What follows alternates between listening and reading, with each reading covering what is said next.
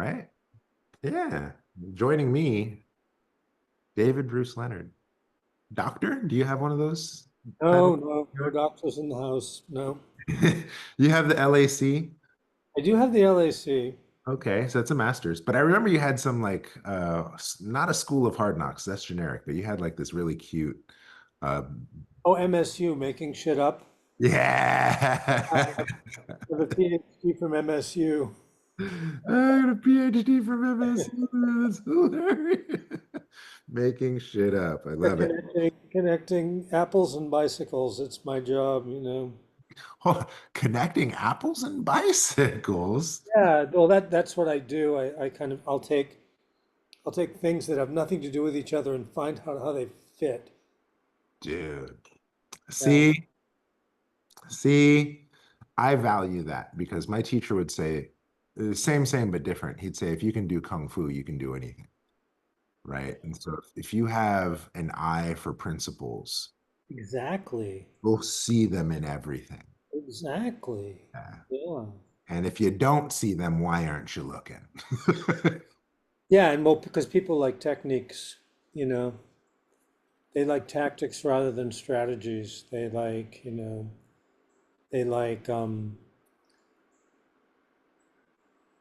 recipes, but not yeah, I don't know, concepts or something.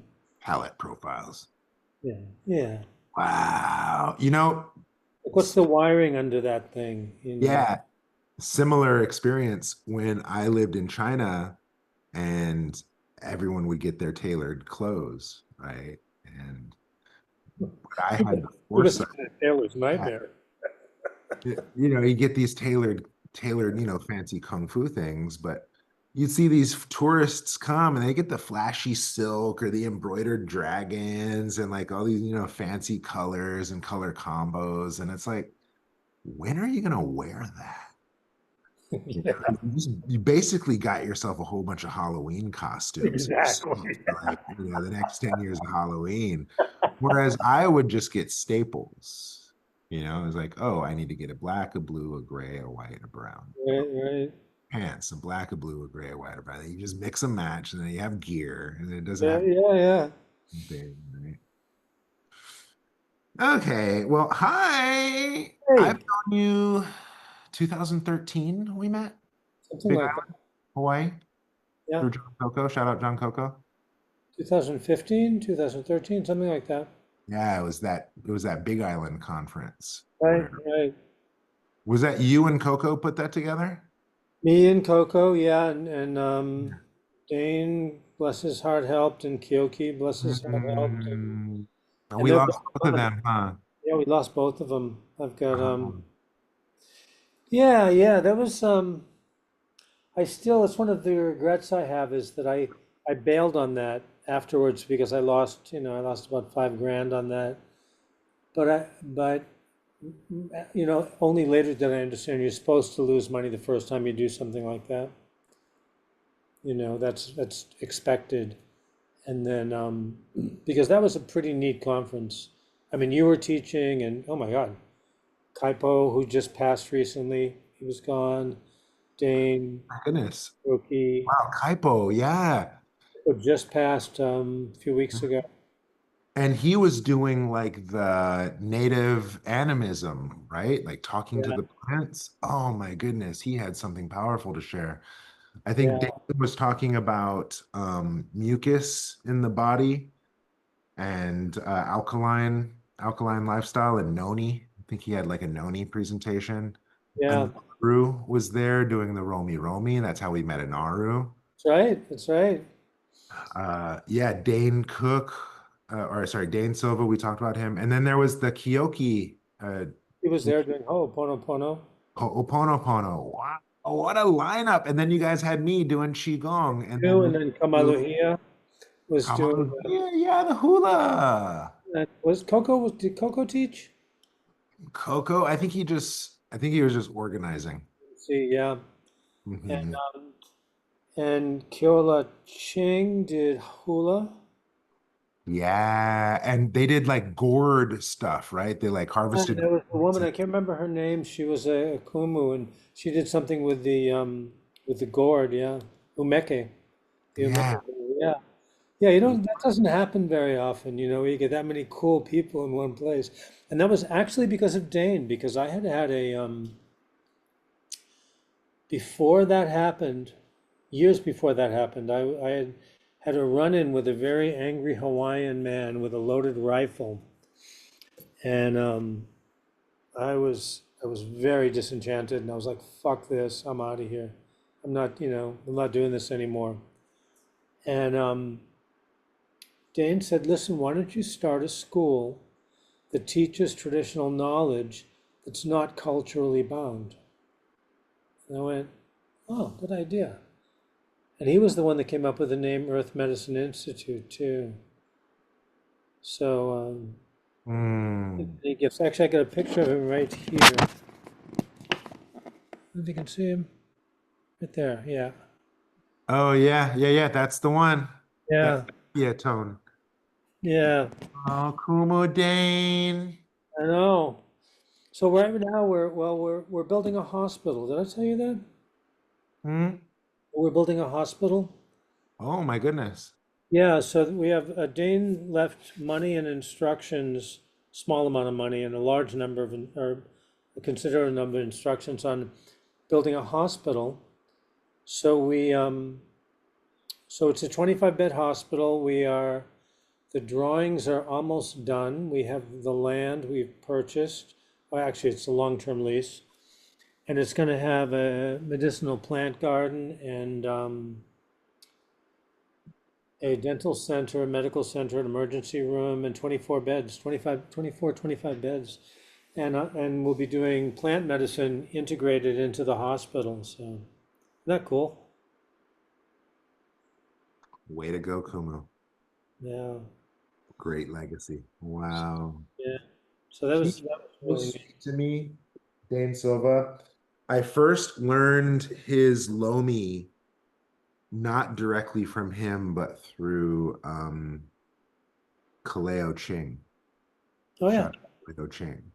And I remember I would put it on my resume. I was like, oh, I learned Lomi from Kaleo. And then he caught wind of it. He was like, no, you didn't. You learned Aku Lomi. That's distinct. That's different. You did not get That was traditional. Dane. That was Yeah, my teacher. This isn't from Dane. This is from Kaleo. So he was like, oh my teacher is Dane Silva. You need to get the blessing. oh And then cool. Good so for him.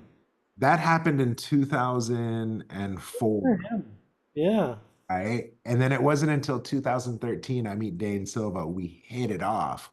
We become Right. Right. great friends. And I tell him the story. He was like, oh, yeah, your Lomi is fine. You got Lomi. Hang on one second. I have to plug my computer in. Okay, no problem.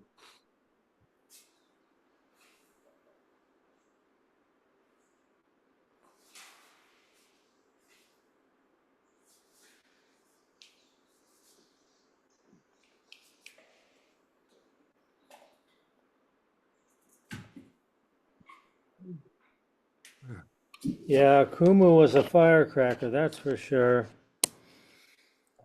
He was Kolohe, which is why I used to, when I would, you normally when you bring offerings of kava to your teachers in Hawaiian of Ava, I used to bring Yeah. offerings of Guinness. Every time I'd see him, I'd bring him a six-pack of Guinness, He's my kind of guy. He was, man, he was for as much influence and clout he earned his stripes, man. He was a general among generals, and for him Sure, to be sure. so modest and so carefree and so sweet and so giving, he really exuded the aloha spirit. Peace be upon him. Yeah. So, Kumu. so we're building a hospital, and there's the Dane Silva um, Healing Center, and Yeah, then Big Island. the PCMCF, Pahoa Community Medical Foundation campus. So the whole hospital will be called a campus, which is kind of interesting. Great. Yeah. Hilo side, Puna Huh? in Hilo. Yeah, it's in Pahoa. I was actually we had a board meeting this morning. Yeah. Uh-huh. So I mean, it's slow. We're going to need I think $64 million or something. But we've got we're working at grants and we have a really good board of directors. So Awesome. yeah, yeah, Beautiful. Well, hey, Jayo. yeah. Awesome. Okay. So what's happening with the Earth Medicine Institute now? Nothing, nothing. No, I've just. I mean, I'd love to pick it up again, but Huh? I'm burned out on organizing stuff. So I'm I have these books I've been working on. For 6 years I've been working on a book of personal safety for women, and it's already up to 500 pages, but I need to make some money. So I just put that aside 2 weeks ago, and I'm going to put up some plant books really fast, tropical plant guides and stuff, so I can, because I'm not exactly affluent here, so I'm, and I'm sorry.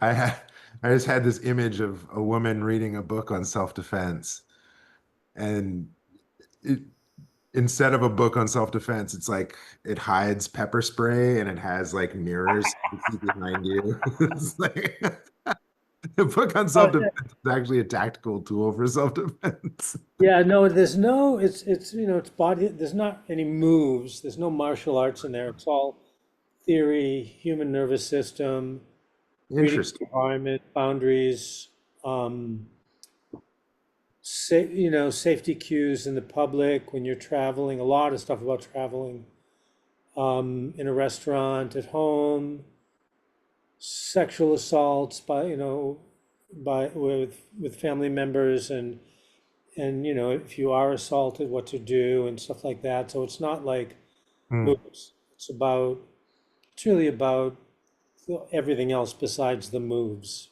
you know.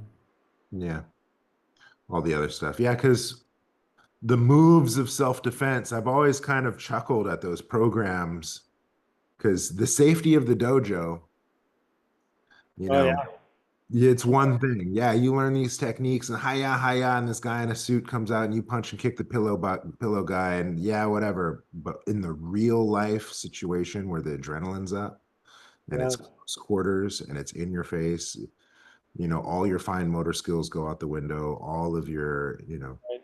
you get tunnel vision. And so Yeah, it's auditory exclusion, for sure. tachycepsy, yeah, yeah, And so it's almost like if you want to practice self-defense realistically, you need to do stress conditioning.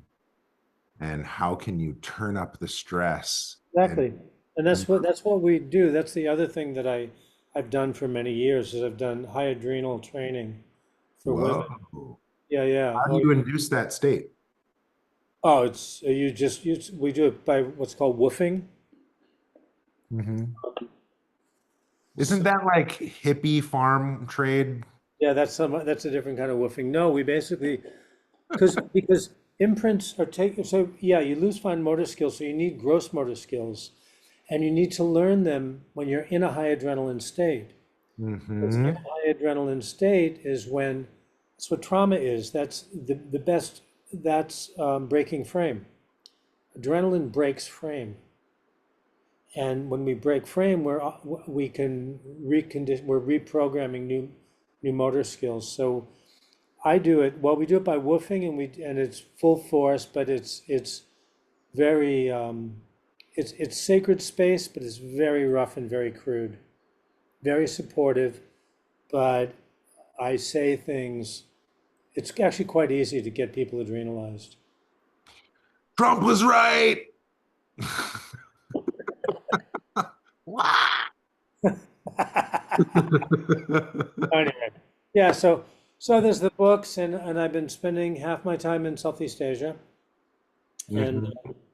making videos of Cambodian shamans, which has been really, and I've been making videos of Cambodian herbs, and I've been having them subtitled in Khmer so that they can, Cambodian people can see how the herbs are used. So that's kind of cool. That's wild. Hold on. So you just laid a big one on me. So you're in Cambodia documenting the work of shamans and documenting native medicinal plants there, and scripting them in their native language so that the locals can get the wisdom. Yeah, because a lot of the plants in, well, I have an apartment in Siem Reap, and a lot of the plants are tropical. They're Hawaiian plants, so I know a lot of them.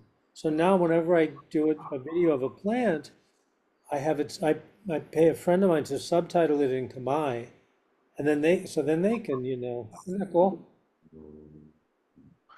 Huh, I guess yeah, tropical region. I had always been under the impression that Hawaiian had such a unique and individual ecosystem because it was so isolated that The everything was. native plants are like that, but most of what, like what we saw in the conference, most of that was not native. So Uh, I would say that, the plants we looked at on our herb walks, I mhm, would say a mhm. good 70% of those will grow in Cambodia. Wow. Yeah. Okay, so that must make your work really easy to translate there. Yeah, yeah, yeah. I mean, in the mid 90s, I went to the Amazon basin in Bolivia, and I was shocked because my Hawaiian teachers could have they could have dropped them off by helicopter, and they would have been totally at home making medicine because they Wow. the same plants. Yeah, Breadfruit, eating taro. totally. I mean, even the weeds were the same. So Wow. yeah, Oh my goodness. so that's Well, kind of like cheating. okay. So that's cool with the plants. I'm interested in this work of the shamans. So what I know of Cambodia is that basically kind of all of Southeast Asia, you have a couple influences. You have the kind of Hindu Vedic influence, and there's like a lot of black magic sorcery from that line. And then you also have the Taoist stuff, like all the black magic from them as well, along with their own, native traditions. And so I'm curious, this shamanistic work you're documenting, like Well, tell I'm me just more. starting, so I've done 3 sessions with 2 different shamans, and Ah, I met a third one who I'm really impressed with. This woman was so wonderful, but uh-huh. there was border skirmishes, so we had to leave. We skipped town while things were Okay. getting rough. But yeah. So in Cambodia specifically, Vietnam would have more Taoist influence. Um, Thailand too. yeah. Laotia, right? Oh, yeah, and yeah, probably Cambodia is more Buddhist Hindu. Yeah. Kind of like Indonesia as well, right? Yeah. So the Cambodia is so the shamans are called Krukamai, um, which Kru is like Kumu, and Kamai is the people, the Kamai people. So Mhm.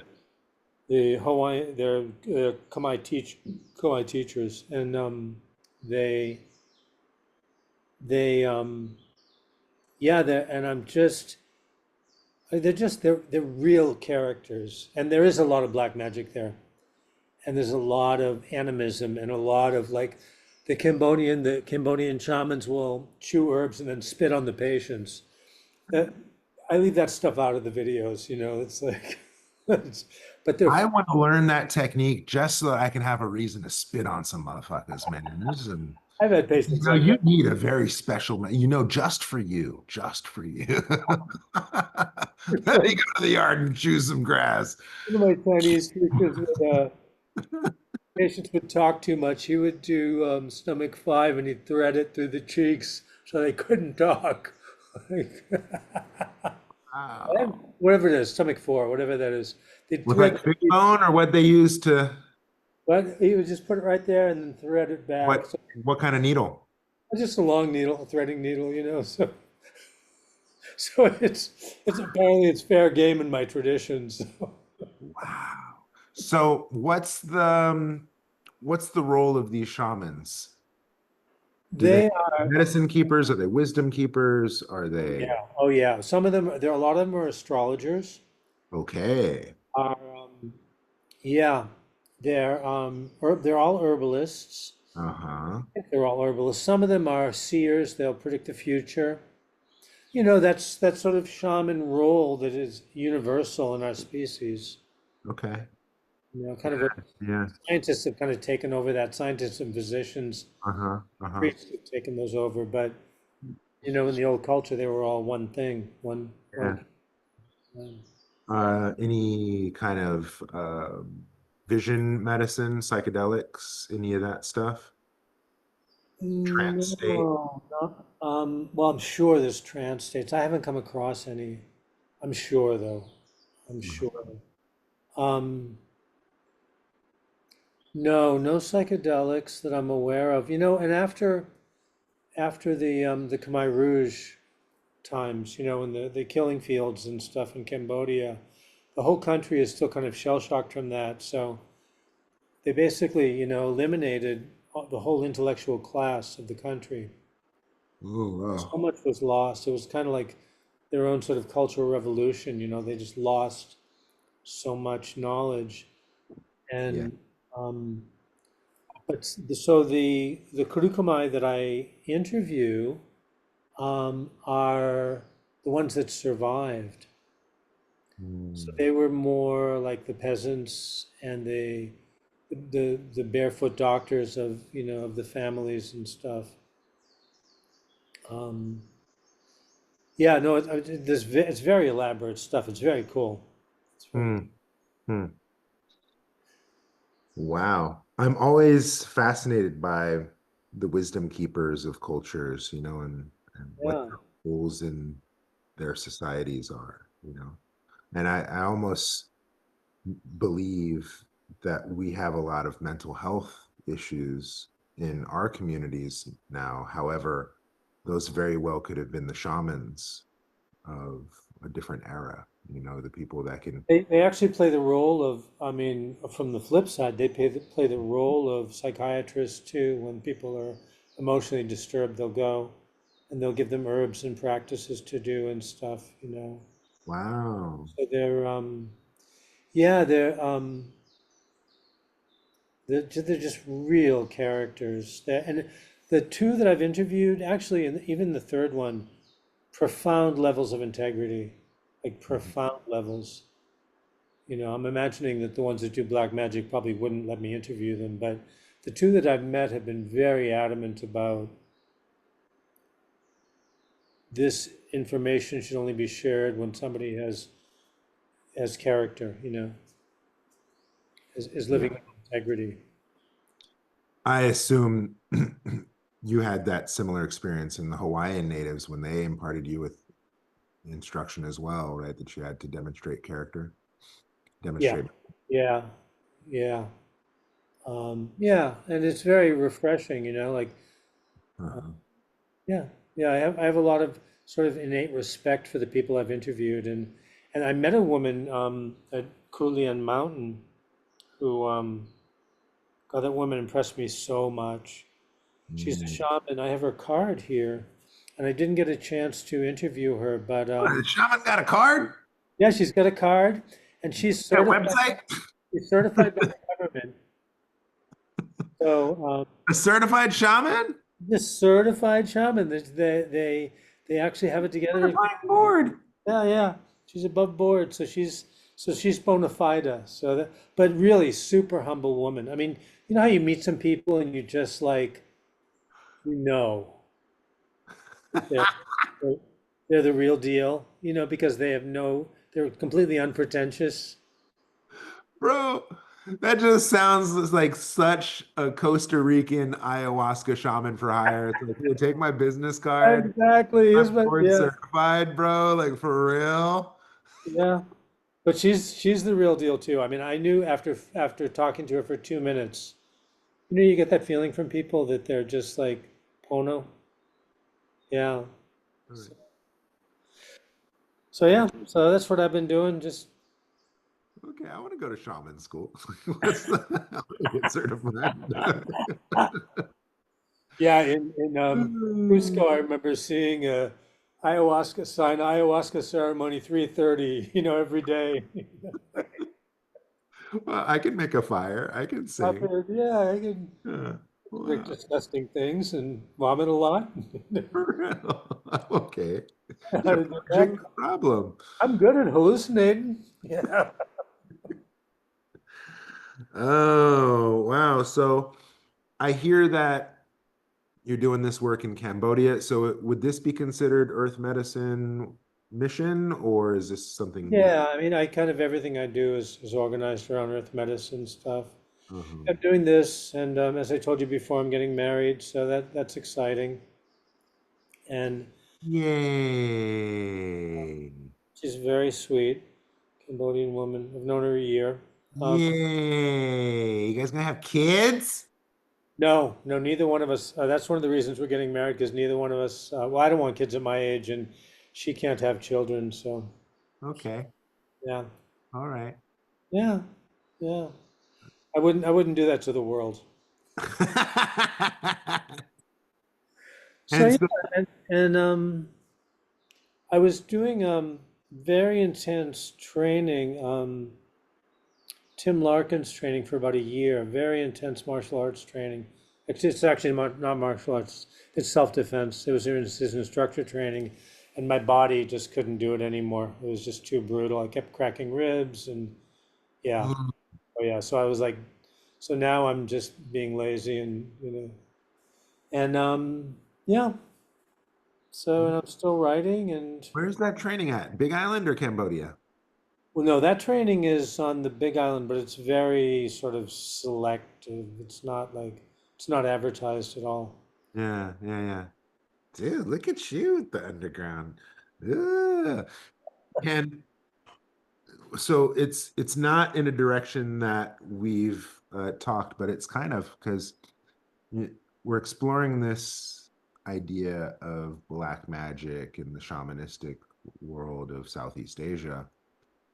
My very first Hawaiian kung fu teacher talked about Lua in the same way. And I only thought about it because you're talking about this closed door training in the Big Island.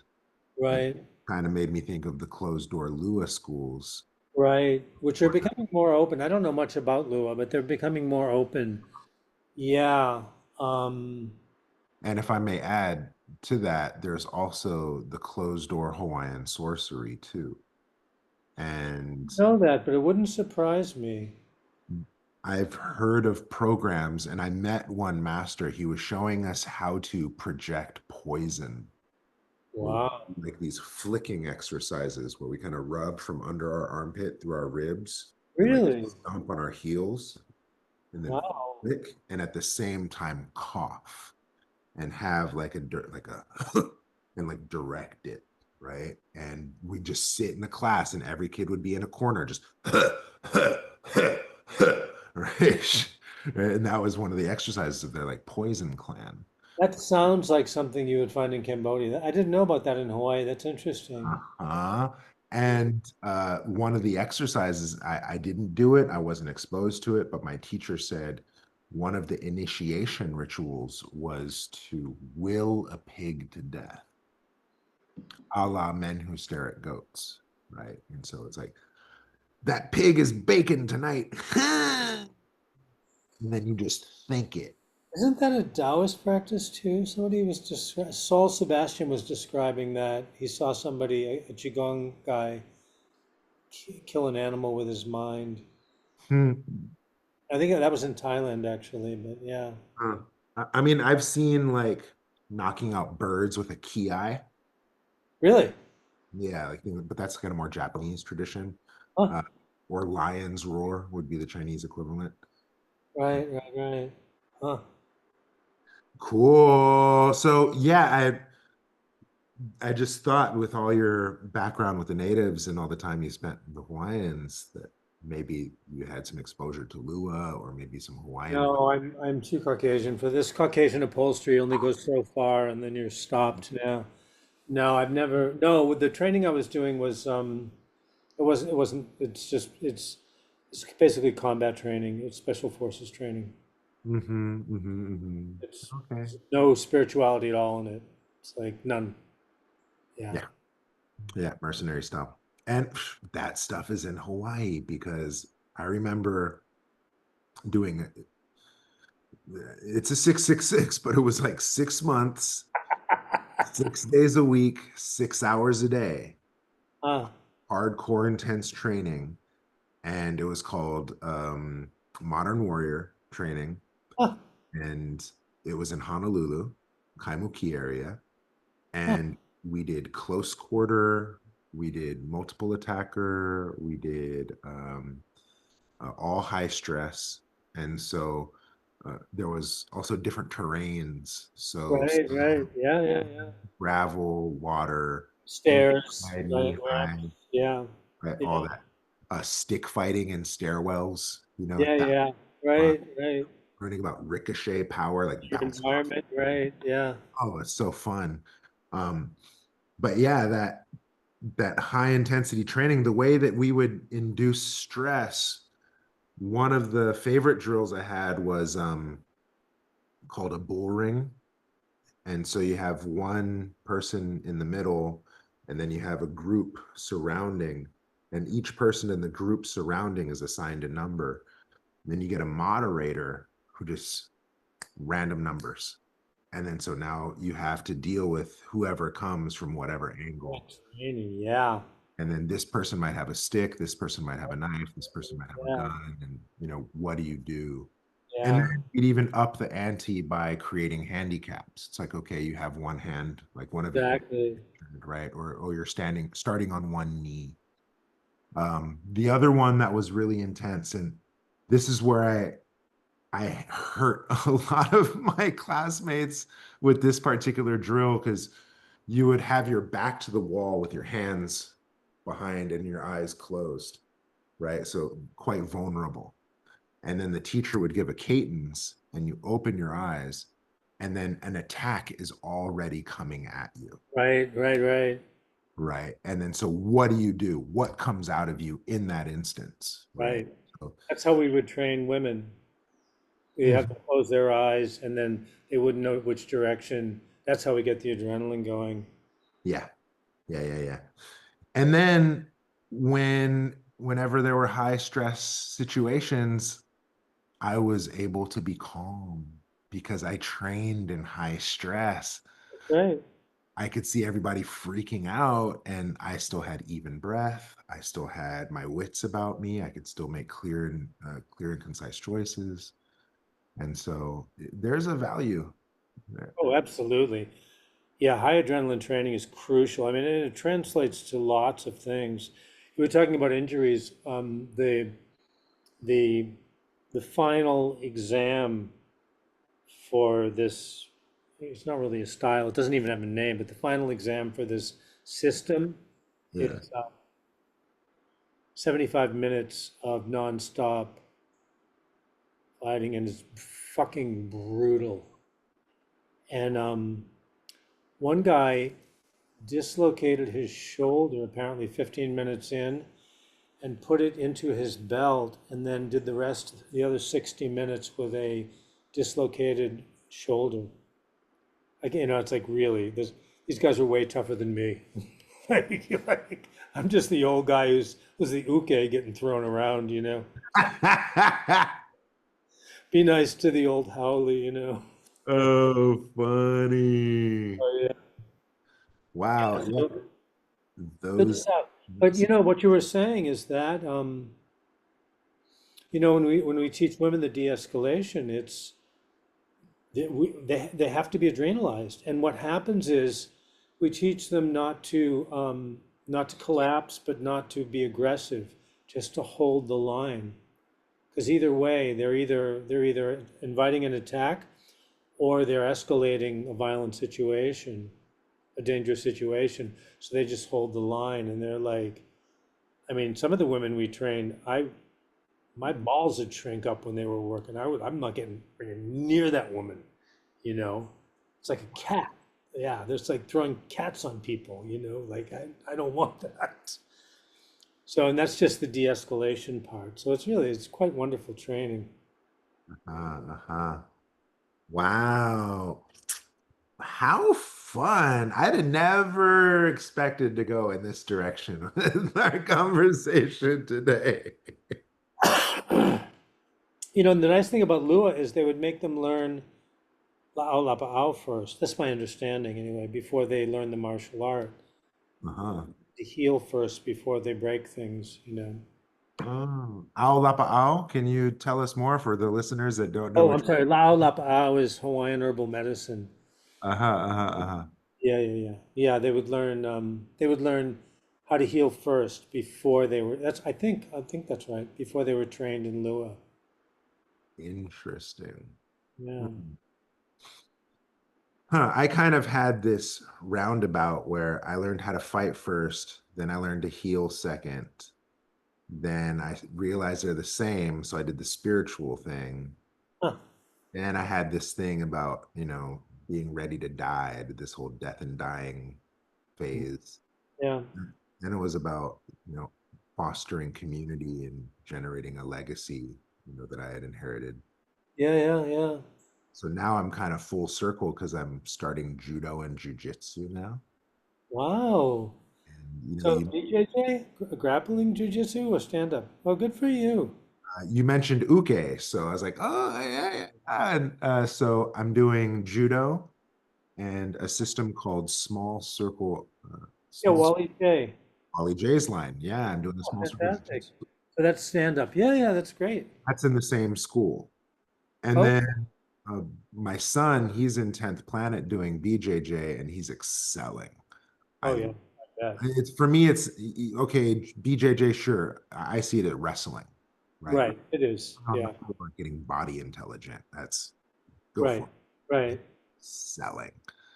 And then so I have this world-class BJJ coach come to my house every Friday for private lessons. Oh, cool. And I have other homies that are my size. And Yeah, so yeah. to roll around and tussle with each other, Oh, good. be our size as opposed to accommodating for someone smaller or vice versa, right? Right, right, right. And so it's just a lot of fun. And because the Tui Na experience, and because the Tai Chi experience, and because the training with the Russians doing Sistema and doing the Oh, circuit, really? Emma? Really? dude, yes, talking about mindset training and Yeah, stress yeah, yeah, exactly. Russians. Ooh. Yeah, they're hardcore. Yeah, just be sure you watch your knees with a BJJ. Those guys, like, I don't know any black belts that whose knees are still functioning. Fair Those, enough. those knee locks there's no slack, you know. So be Mhm. really careful. And sure enough, my coach, knee stuff. And Uh, I had been in these other bigger schools, but the judo school that I'm in is in a smaller school, and sure enough, all of them have knee stuff too. And so I'm 2 months into the training, and they're like, "Can you come teach a workshop on knee health?" Yeah, I would personally, I would refuse to do knee joints. Like when I don't take headshots anymore when I'm boxing because I've taken so many. No more. Knees are like that's my rules. No knee locks. Because it's too easy to make a mistake. Yeah.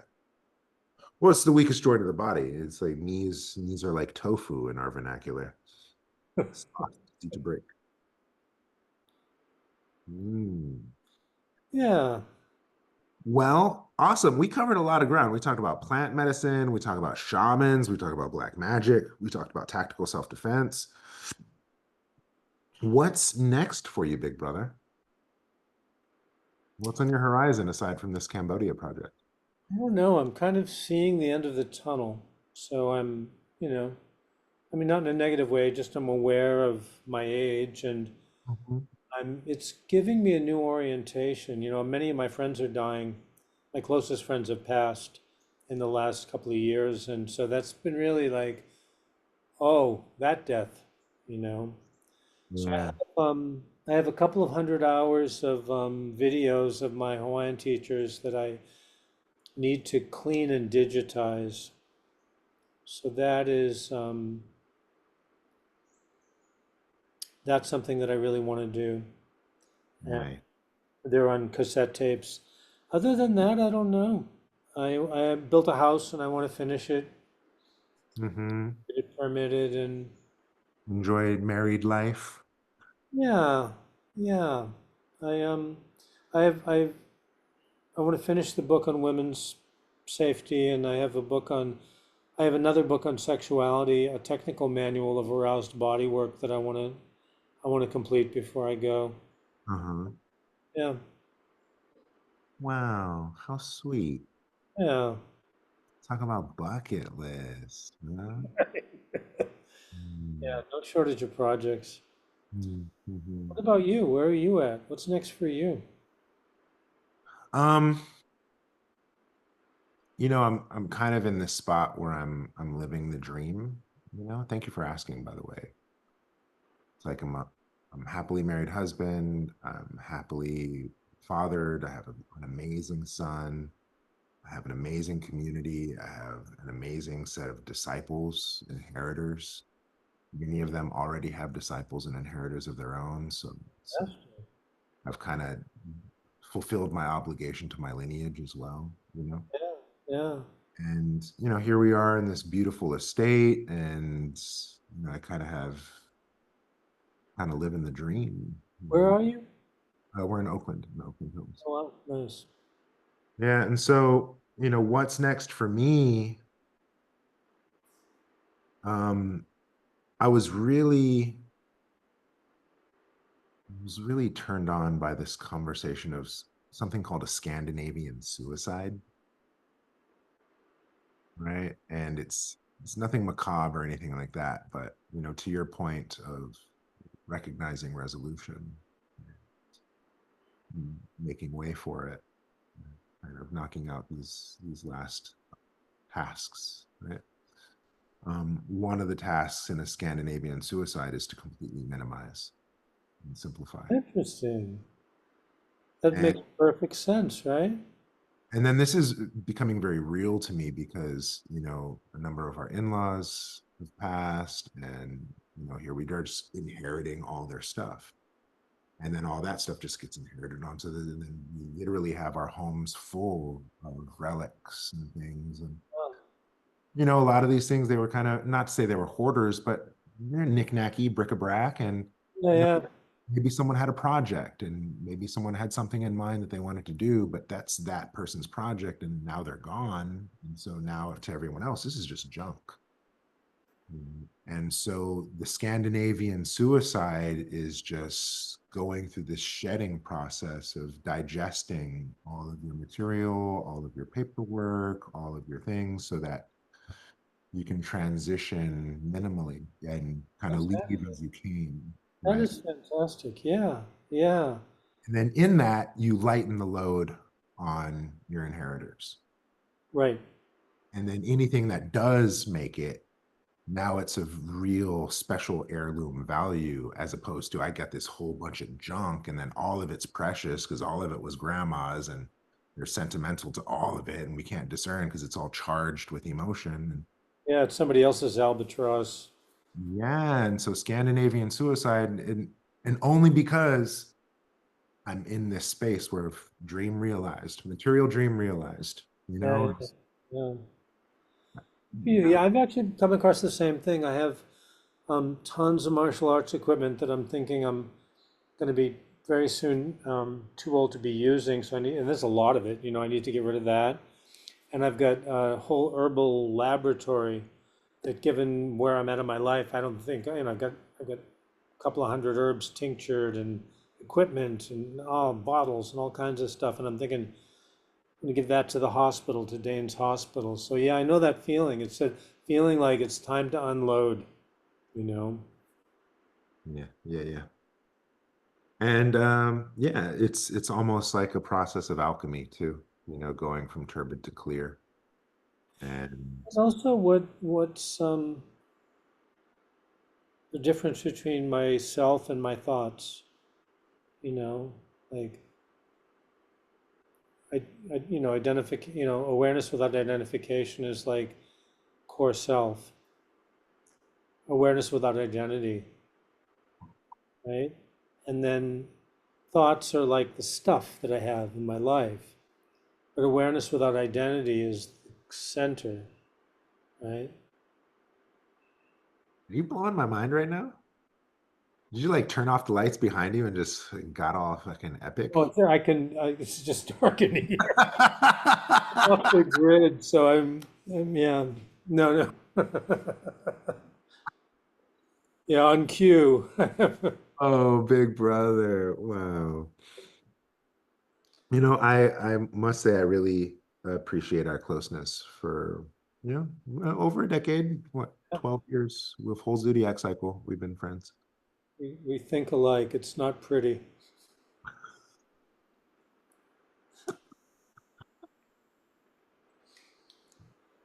Well, if there's any way I can support with Earth Medicine Institute, we've done a number of successful workshops in the past. We've touched a lot of lives together, you and I. And so if you find opportunities for collaboration, please consider me.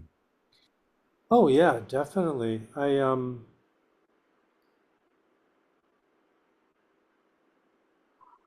Is it okay to? I assuming you're going to edit some of this. Is it okay to talk about ayahuasca?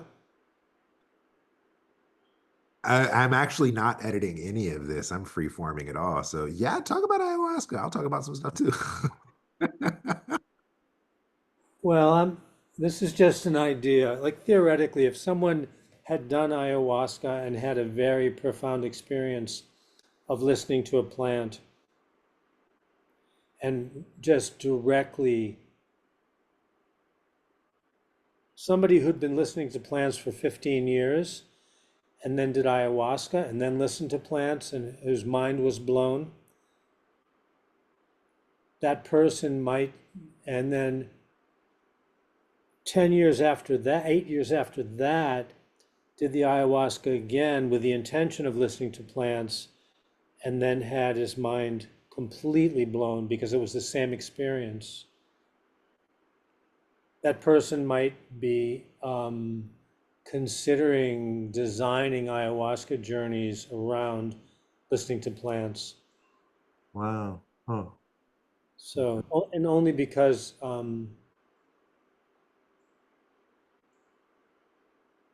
it completely, the frame's completely broken. There's no way to explain this, So anyway, Interesting.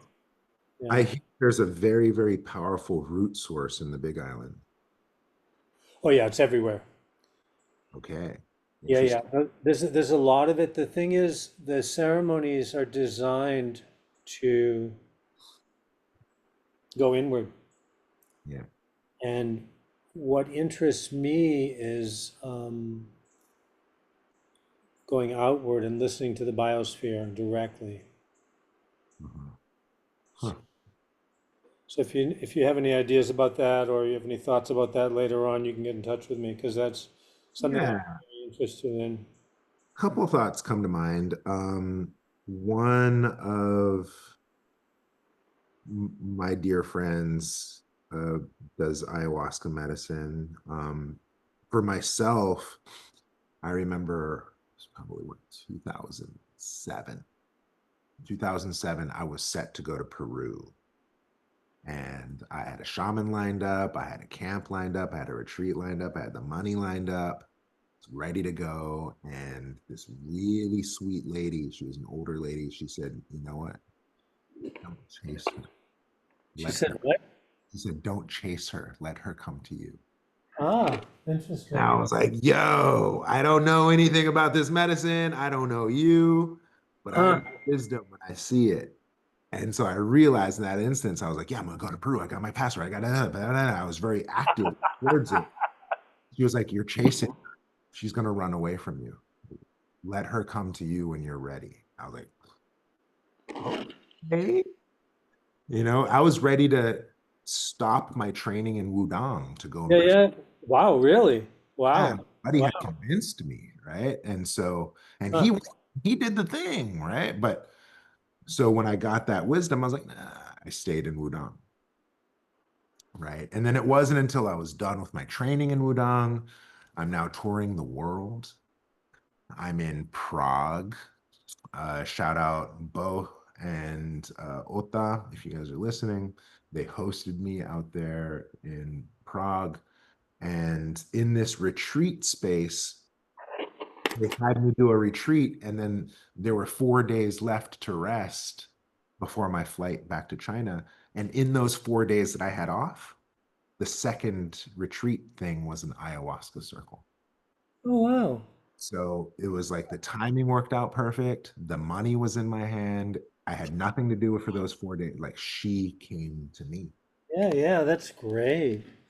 You And know, so, I'm sorry, go on, go on. oh, sorry, just this last bit. When I did it, there's this whole protocol of foods to eat and lifestyle recommendations and abstentions. And so I wasn't doing any of it. Right. And so, but I took the medicine and had a profound experience. And there were a couple other times that ayahuasca had come into my life. But for me, ayahuasca wasn't it. For me, the one that did it, my kind of end all be all, was iboga, Oh, interesting. African root medicine. That one. That did it, huh? Yeah. And only distinctly because, I've done the gamut of the psychedelics, like the acids, the psilocybins, the salvias, the DMTs, right. I've done the gamut. It's quite familiar with the psychedelics realm. And then so when I did iboga, it's the only thing where I could set an intention prior, have an experience, and then be able to easily integrate that experience into my waking life. Because all too often, I'd have an Fantastic. amazing psilocybin, I'd have an amazing LSD, and it made But it perfect didn't sense under the translate, yeah. influence. Yeah. Come back to the space of reality, none of it translates, none of it makes sense. Right, right. Right. And so Iboga was the first one where I can set intentions, go uh, pursue the spiritual missions, and have my realizations, and then come back and be able to integrate effectively what I had learned. That's fantastic. You Yeah. were microdosing, I'm amazing. You weren't microdosing, right? You were. Oh, no, no. Warrior dose. Warrior dose. Yeah. And so Iboga, and I haven't had a desire to seek since. Right. And that was what, 2017. And so up until then, I was still experimenting. I was still dabbling. I was still doing vision quests, and Yeah, yeah. I wasn't a father yet, and so I was still very much seeking. But Iboga. You know, when you were talking about ayahuasca and having her come to you, I was in Peru and I was in Cusco and I stumbled upon this museum of sacred plants. And I Mhm. made this video of this museum and this woman is talking and to me and she said and this big plant pictures of wachuma and ayahuasca and all the Peruvian plants everywhere and she looked at me and she said, San Pedro Wachuma is like an embracing father, and ayahuasca is like a menstruating woman. I was like, yeah, I think you're right. That's hilarious. Well, I definitely had the experience of, because the other time that ayahuasca came to me was again at a time where it was appropriate and she found me, right? I had only done ayahuasca a number of times and it was always at appropriate times.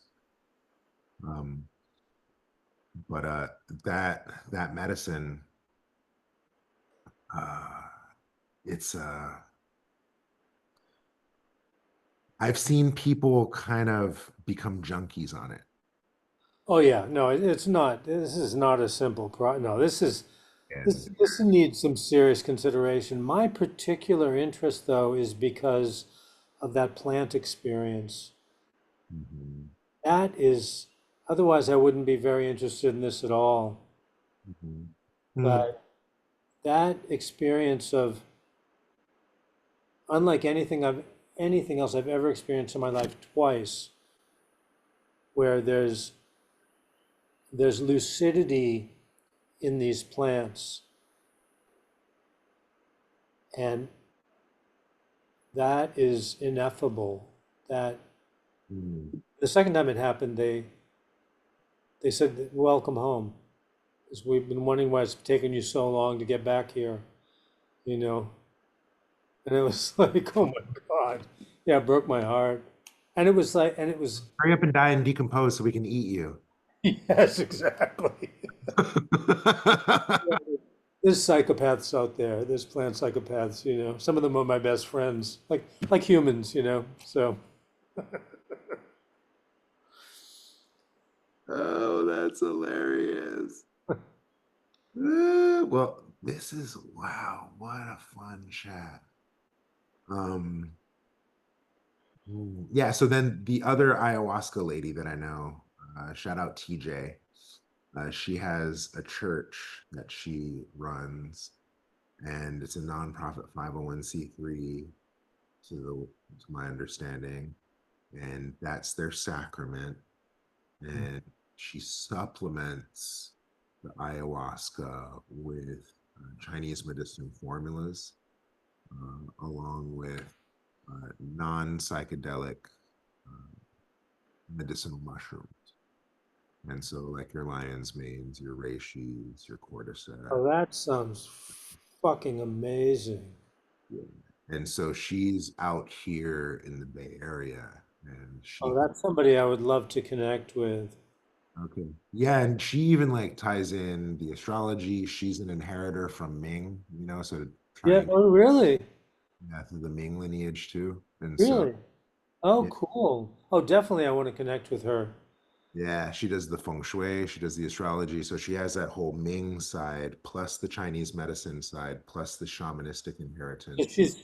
She's an herbalist. She's a Chinese herbalist. Yeah, yeah, she puts it all I together. would love to talk to her. Yeah. It's TJ. I'll Yeah. make the connection after we're done with See, this chat. see if she's okay with us connecting. Okay. I actually, I realized years ago that probably at least half of what I was saying to my patients was coming out of Ming's mouth. It was like, it was, this is after doing it for years. One day I went, holy shit, this is like Ming talking. I mean, I wasn't channeling him, but he was the one that imprinted all that stuff in me, you know? Yeah, definitely. I have my teacher. I have, my the teacher that introduced me to the way. I have my teachers of medicine. I have you yourself, or one of my esteemed teachers, and yet Ming is special. Like credit him to the way that I view reality, man. Oh, It's totally. the my eyes to see the world with. And Yeah. the other thing about Ming too, and I love to tell this story, it's kind of a clout thing for me. It's kind of my way of bragging and showing off. It's Wudang West is what it is because of Dayuan Circle. Ming's Really? that Really? because in 2012 I got incorporated as a nonprofit 501(c)(3, and I was so proud of myself. And I go show Ming and I go, look what I did. I did it. I'm a nonprofit. And he goes, nonprofit, too much work. You want to be a nonprofit church. And I go, huh, well, tell me why. And he just, listed the thing. I'm like, yeah, I need to be a nonprofit church. And so I was like, how do I do it? And he was like, oh, he went and grabbed all this paperwork, some big old manila box. He's like, you see these documents, request these documents, fill them out like this, word for word. And then boom. So literally, Wudang West is Dayuan Circle. Oh, Literally. that's fantastic. Yeah, yeah, yeah. I just erased the name and Yeah, put Wudang West. So literally, we are organizationally a legacy of Ming. that's great. Did he It- ever tell you the story of bringing his Taoist teacher to a cancer center? Did he ever tell you that story? I love Ming stories. How about this? Because I feel like if we don't say goodbye, like we're just Okay, gonna. well, we'll do it another time.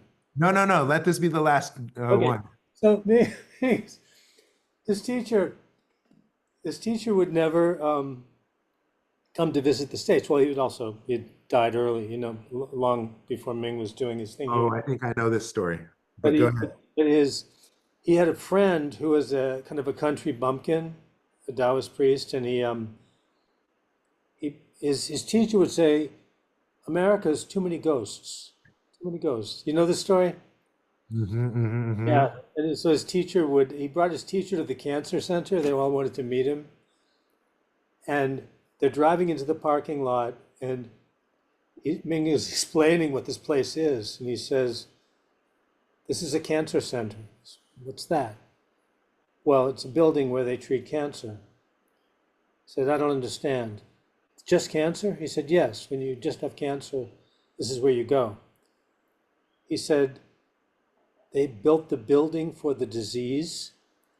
And Ming goes, yeah. He said, I'm not going in there.